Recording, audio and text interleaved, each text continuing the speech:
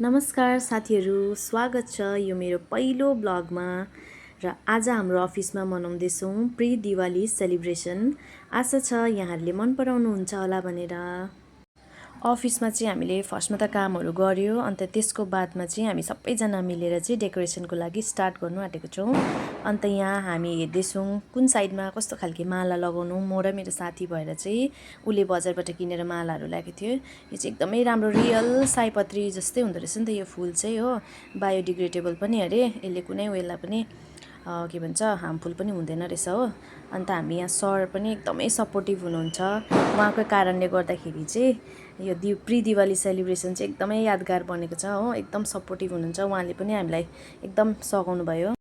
अन्त फेरि हामी चाहिँ त्यही हाम्रो अफिसकै कम्पाउन्डमा एकदमै राम्रो सयपत्री फुल फुलेको थियो। त्यही फुलहरू चाहिँ टिपेर ल्याएर कलशहरूमा सजायौँ।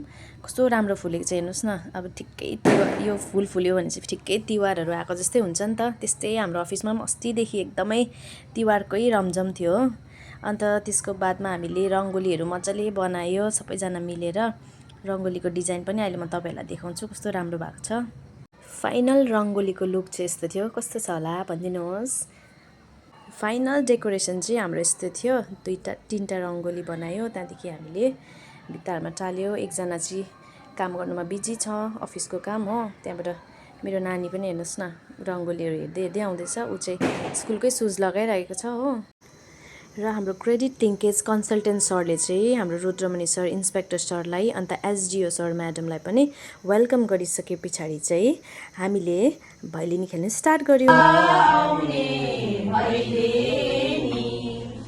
अब भैलिनी नखेली त तिहार आएको जस्तो महसुसै हुँदैन भनेर चाहिँ हामीले भैलिनी पनि खेल्यौँ। त्यहाँदेखि भैलिनी खेलेको पछाडि चाहिँ यहाँ चाहिँ हामीले कति बेसी दानहरू पनि पायो। यति बेसी पैसाहरू पायो हो। यो चाहिँ आशीर्वादको स्वरूप हामी लिन्छौँ। र द एन्डमा चाहिँ हामीले सेलरोटी आलुदमहरू खायौँ।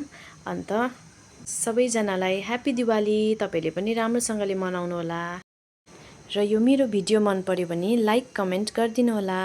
ह्याप्पी दिवाली।